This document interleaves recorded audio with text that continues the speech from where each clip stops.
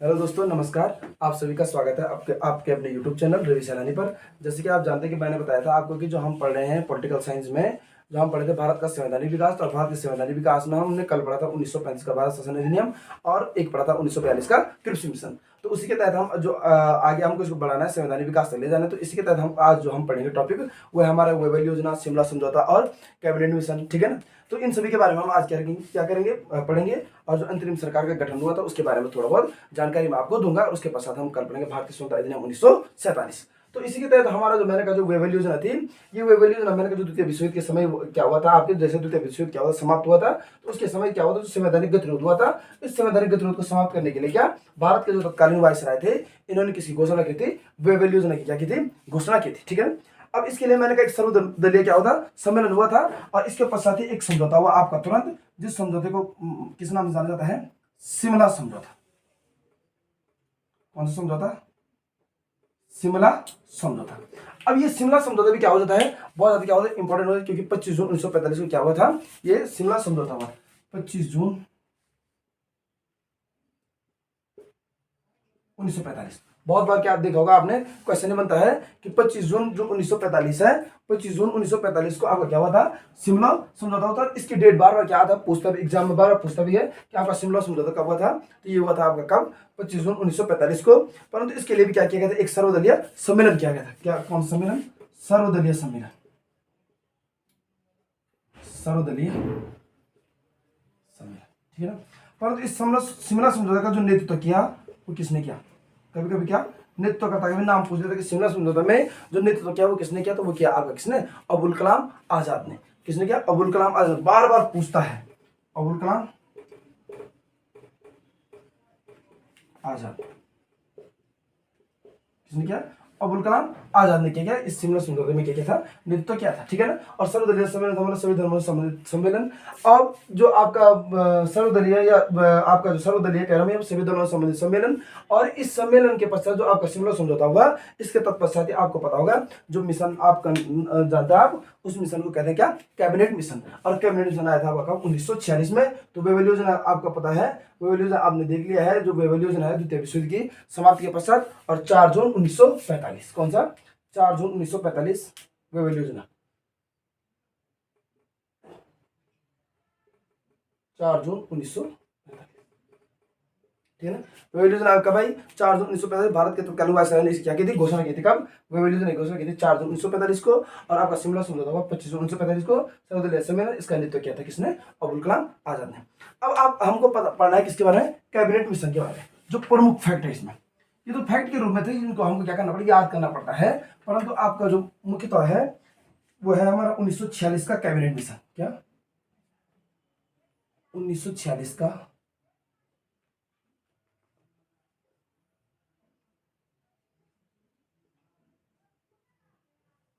1946 का cabinet mission.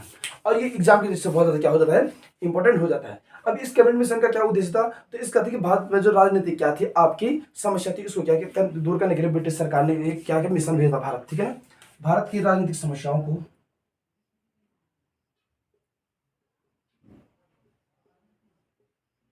Bharat की राजनीतिक समस्या को दूर करने के लिए ब्रिटिश सरकार ने मिशन भेजा था। ठीक है ना। ब्रिटिश सरकार ने क्या भेजा था, एक मिशन भेजा था, जिसे हम 1946 का क्या कहते हैं, कैबिनेट मिशन के रूप में भी जानते हैं। ये ब्रिटिश सरकार ने कहा भेजा था, आपका भारत भेजा था। कहा भेजा था, भारत भेजा था। किसने? ब्रिटिश सरकार ने। परंतु इसमें आपको बताया कितने सदस्य थे, कुल 3 सदस्य थे। कितने सदस्य थे इसमें, 3 सदस्य थे। और उन 3 सदस्यों के नाम आप जानते हैं। पहला आपका था कौन, जो 3 सदस्य थे, पहला sir Pethick Lawrence, Stafford Cripps और A B Alexander. Sir Pethick Lawrence, sir Pethick Lawrence, Stafford Cripps, Stafford Cripps और एबी अलेक्जेंडर।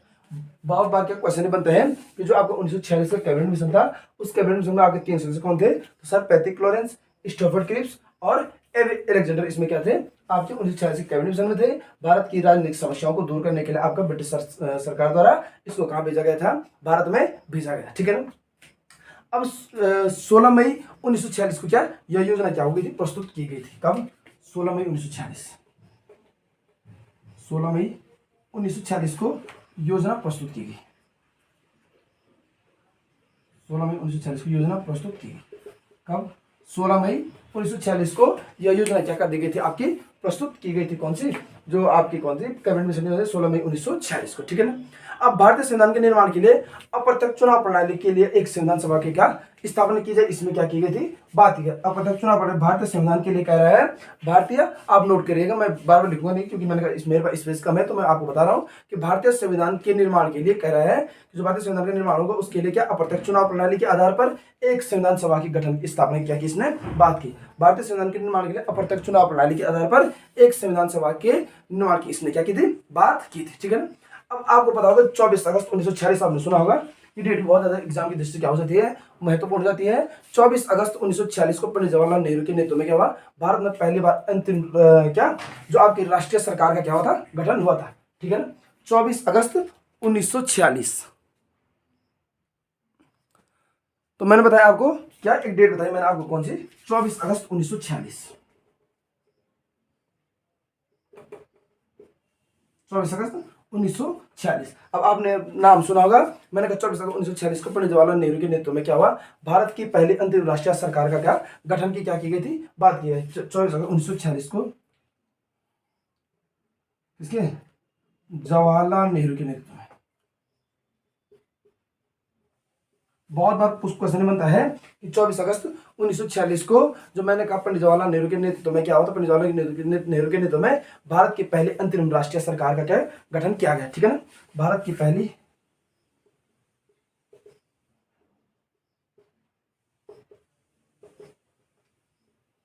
अंतरिम सरकार का गठन, ठीक है, किसके नेतृत्व में, पंडित जवाहरलाल नेहरू जी के नेतृत्व में, जवाहरलाल नेहरू जी के नेतृत्व में 24 अगस्त 1940 को भारत की पहले अंतरिम क्या जो आपकी सरकार का क्या किया गया था, गठन किया गया था, ठीक है ना। परंतु इसमें आपका पता होगा जो सबसे बड़ा आपका जो मैंने कहा भारत पाकिस्तान के विभाजन का कारण बना, जो मुस्लिम लीग था, मुस्लिम लीग ने इसमें क्या नहीं लिया, भाग नहीं लिया।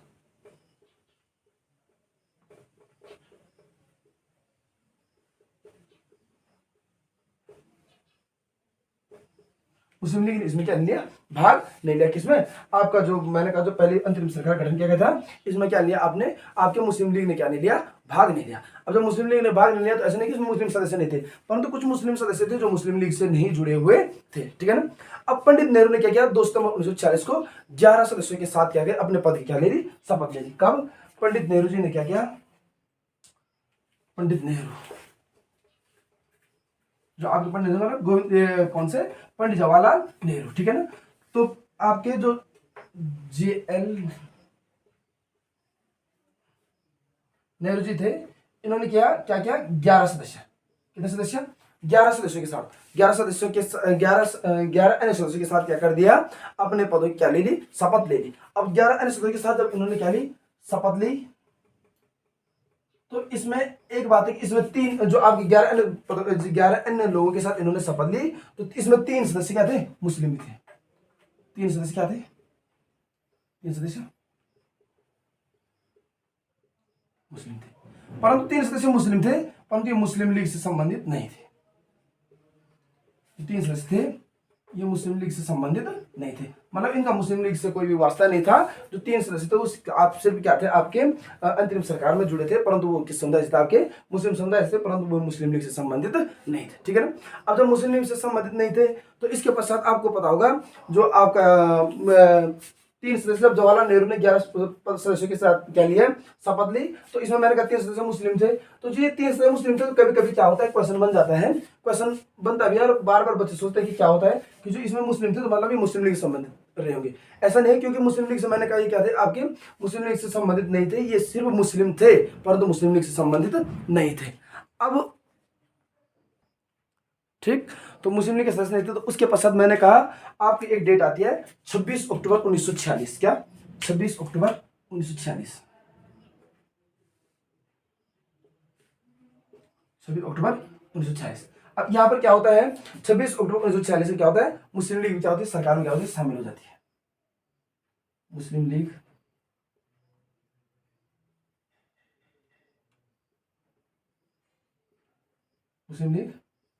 सरकार में क्या होती है, शामिल हो जाती है। ठीक है ना, 26 अक्टूबर 1946 को मुस्लिम लीग क्या होती है, सरकार में शामिल हो जाती है। परंतु इस मुस्लिम लीग का सरकार में शामिल होने का उद्देश्य ये था कि परिषद के भीतर रहकर क्या करना, पाकिस्तान के लिए लड़ना। क्या सरकार में शामिल होने का, मैंने कहा परिषद के भीतर रहकर,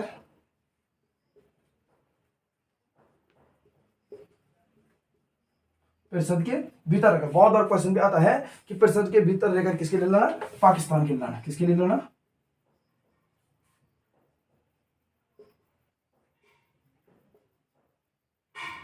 परिषद के भीतर रहकर किसके लिए लड़ना, पाकिस्तान के लिए लड़ना। ठीक है ना, तो मुस्लिम लीग मैंने कहा सम्मिलित तो हुई, परंतु मैंने कहा इनका मुख्य उद्देश्य था परिषद के भीतर रहकर किसके लिए लड़ना, पाकिस्तान के लिए लड़ना। ठीक है ना, अब हम आपको जो अंतरिम सरकार में जो मंत्रिमंडल था उसके बारे में आपको थोड़ा बहुत क्या देता हूँ, जानकारी दे देता हूँ। ठीक है ना, तो अंतरिम सरकार का जो मंत्रिमंडल था आपका 1946 में जो मंत्रिमंडल था, तो इसमें जो आपके प्रमुख सदस्य थे, एक तरफ होते हैं आपके क्या, सदस्य। ठीक है ना, और दूसरी तरफ आपके इनके पास प्रमुख क्या थे, विभाग। ठीक, सदस्य और विभाग। ठीक है ना, सदस्य और विभाग। ठीक, सदस्य और विभाग। तो सबसे पहले जो व्यक्ति था आपके वो थे कौन, पंडित जवाहरलाल नेहरू, जवाहरलाल नेहरू। और जवाहरलाल नेहरू जी के पास आपका कौन सा था, राष्ट्रमंडल संबंध था, विदेश मामला। क्या था, राष्ट्रमंडल संबंध था, विदेश मामला। राष्ट्रमंडल संबंध था,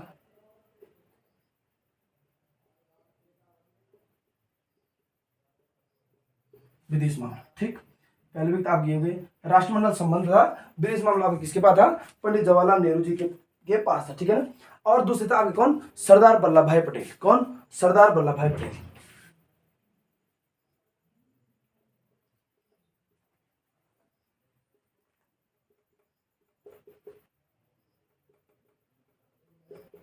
इनके बाद गृह, सूचना एवं प्रसारण।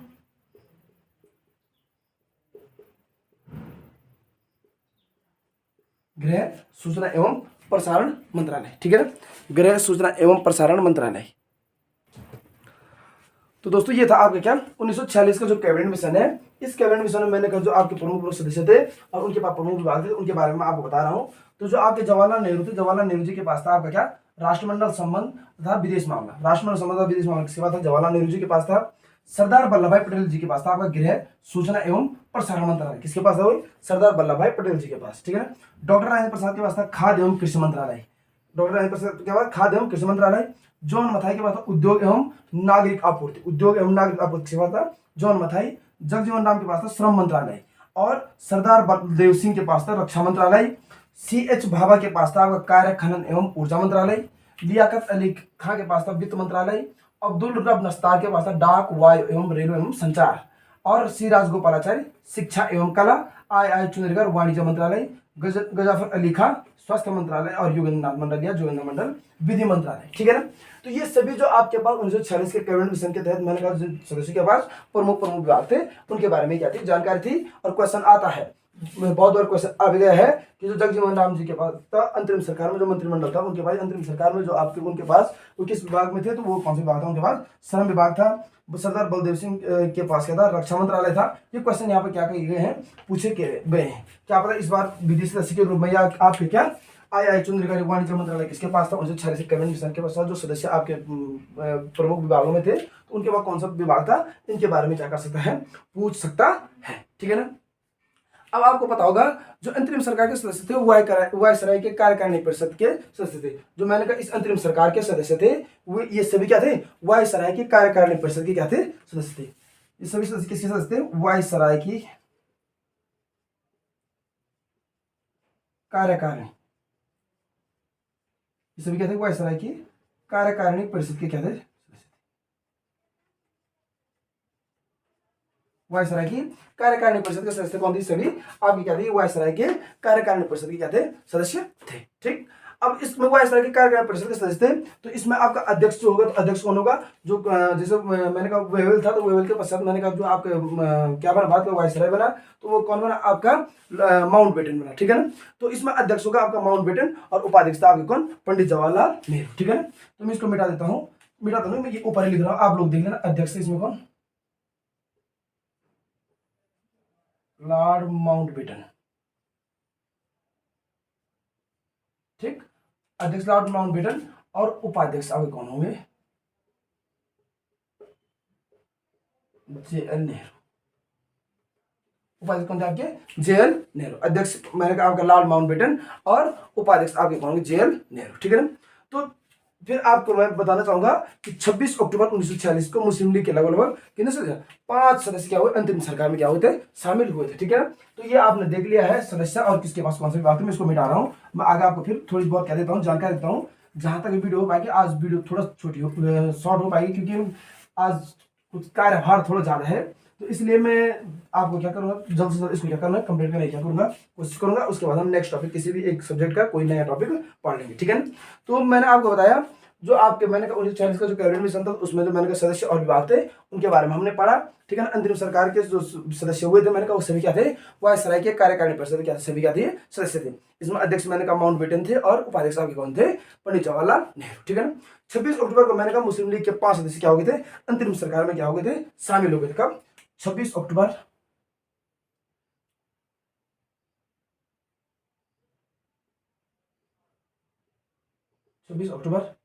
1946 को किसके, मुस्लिम लीग के कितने सदस्य, 5 सदस्य कितने शामिल हुए, अंतरिम सरकार में क्या हो गए, शामिल हो गए थे।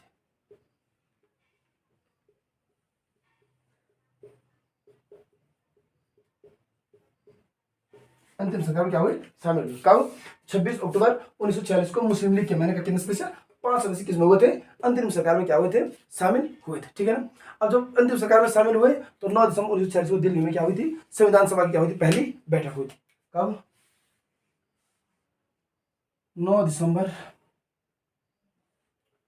1946 को दिल्ली में संविधान सभा की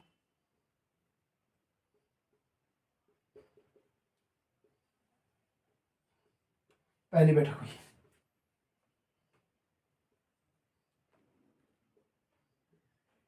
9 दिसंबर 1946 को दिल्ली में क्या हुई थी, संविधान सभा की क्या क्या हुई थी, पहली बैठक हुई थी। और इस बैठक का भी मुस्लिम लीग ने क्या किया था, बहिष्कार किया था। पहली बैठक में क्या किया, मुस्लिम लीग ने क्या किया, बहिष्कार किया, लीग ने क्या किया, बहिष्कार, ठीक है ना।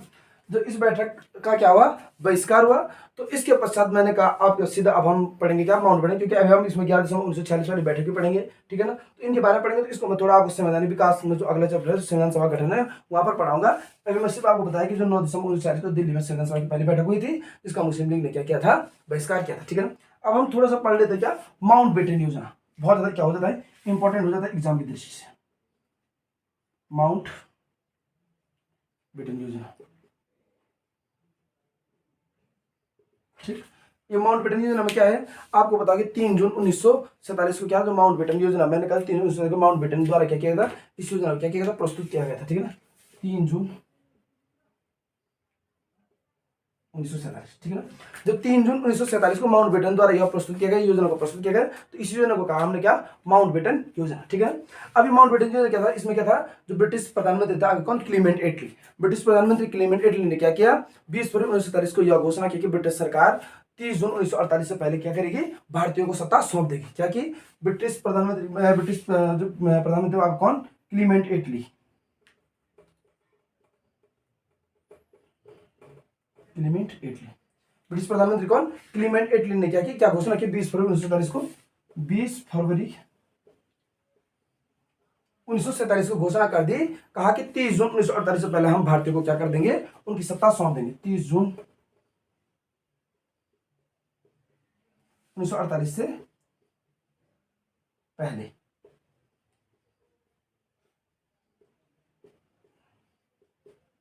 भारतीयों को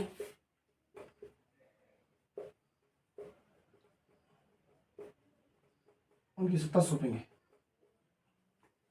30 जून 1948 से पहले क्या कहा, भारतीयों को क्या करेंगे, उनकी सत्ता सौंप देंगे। ठीक है, तो इस योजना में जो आपका 3 जून 1947 को माउंटबेटन योजना जो मैंने कहा प्रस्तुत की गई थी, तो इसमें मैंने कहा ये हुआ था कि आपके जो माउंटबेटन थे, माउंटबेटन ने कहा था क्या, क्लीमेंट एटली द्वारा क्या किया गया, 20 फरवरी 1947 को यह घोषणा कर दी गई कि क्या, कि 30 जून 1948 से पहले हम क्या कर देंगे, भारतीयों को उनकी सत्ता सौंप देंगे। और ये किसने की थी यह घोषणा, ये की थी आपके ब्रिटिश प्रधानमंत्री क्लीमेंट एटली ने। ठीक है ना, तो 30 जून 1948 से पहले भारतीयों को क्या उनकी सत्ता सौंप देंगे। मैंने इसमें तमाम प्रकार के मुद्दे हुए थे कि देशी रियासतें वगैरह जो हैं, वो जो जिन भारतीय प्रांतों पर या ब्रिटिश द्वारा शासन किया गया उनको अलग किया गया जाएगा।